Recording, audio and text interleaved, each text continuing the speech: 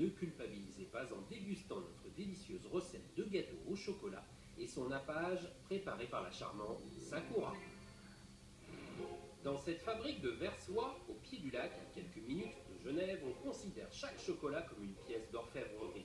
On en produit ici depuis 1826. On ne consomme du chocolat en Suisse que depuis la fin du XVIIIe siècle.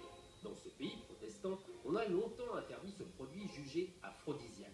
Mais avant de devenir une divine sucrerie, le chocolat vient tout d'abord d'un arbre. En cacaoyer, alors vous voyez, vous en bien ici. Il est vrai que dans une forêt tropicale, ils sont bien plus grands. Voilà. Ici, il est tout petit, ils peuvent atteindre 10 à 15 mètres de haut.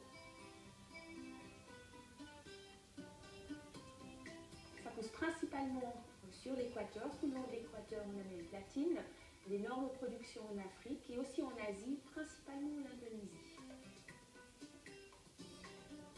Il faut un climat très chaud et très humide. C'est un petit arbre fragile, il n'aime pas du tout le soleil direct, donc il va toujours pousser à l'ombre d'arbres bien plus grands que lui. Le climat montagnard de la Suisse n'a rien à voir avec ses ambiances tropicales. Alors comment expliquer la prestigieuse réputation de ce chocolat? Alors pourquoi est-ce que la Suisse fait un chocolat particulièrement délicieux? Et moi je pense que c'est surtout dû à son lait. Le lait des vaches suisses qui vivent en pleine nature dans leur pâturage. Parmi les plus réputées figure la Simmental, reconnaissable par sa robe orangée. Avec 1700 heures de soleil par an et 1000 mm de précipitation, soit 300 de plus que sur la rive française du Léman, les vaches suisses broutent une herbe bien grasse et produisent un lait très riche. Ce sont les Suisses Henri Nestlé, industriel de métier, et Daniel Peter, chocolatier, qui développèrent la première recette de chocolat au lait en 1875. Retour dans la fabrique où le cacao coule à flot. Le chocolat, c'est qu'une histoire de température. On travaille dans un environnement qui est climatisé, on contrôle l'humidité.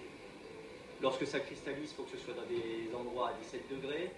Les fèves de cacao sont d'abord torréfiées, puis brassées longuement à 80 degrés Celsius jusqu'à obtenir une pâte à laquelle on pourra rajouter du beurre de cacao, du sucre ou du lait. La maîtrise de la température est essentielle. C'est l'outil du chocolatier.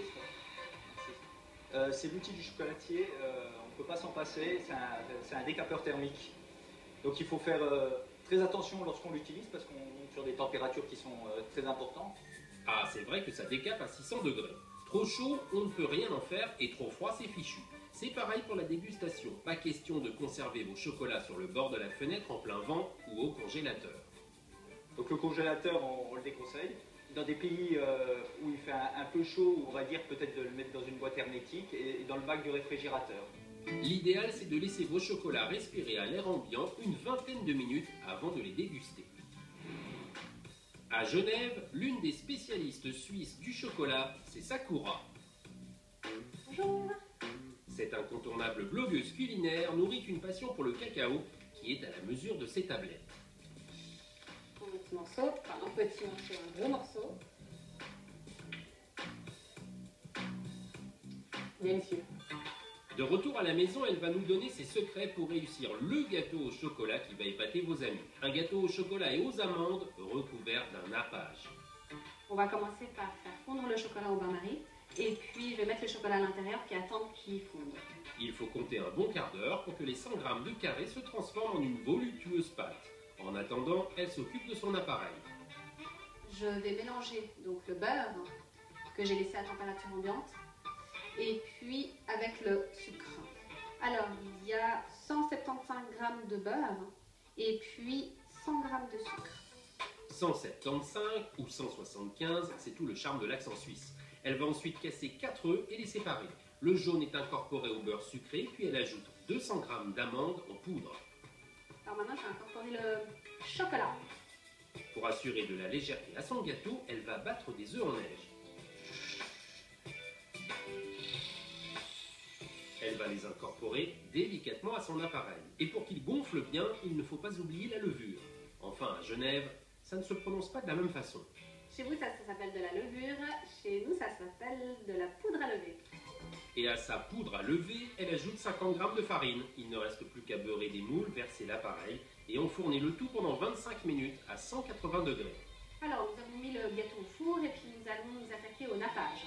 Et c'est reparti pour le bain-marie. 50 g de chocolat fondu et 20 centilitres de crème liquide chauffée. Sakura va mélanger les deux. Nous, on a l'impression que ça fait plein de grumeaux et puis que ça ne va pas le faire. Petit à petit, on va voir que le chocolat se mélange bien en fait, avec la crème. Mais attention, pas de précipitation. N'allez pas recouvrir votre gâteau tout chaud avec votre chocolat bouillant. Vous pourriez courir à la catastrophe. Ça ferait tout fondre. L'important, c'est que le chocolat ne soit pas trop chaud, ni trop froid, parce que sinon il devient tout dur. Qu'il soit, on va dire, tiède. Et puis la récompense, c'est le chocolat qui reste sur la spatule. Je peux lécher? Bravo à Sakura qui aura su se retenir de mettre le doigt dans le chocolat jusqu'à la fin de la recette.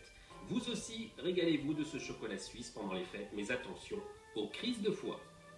Et je les vois là, les gourmands qui ont pris des notes, vous avez raison. Tout autre chose, dans le Finistère, il existe 3 sublimes estuaires.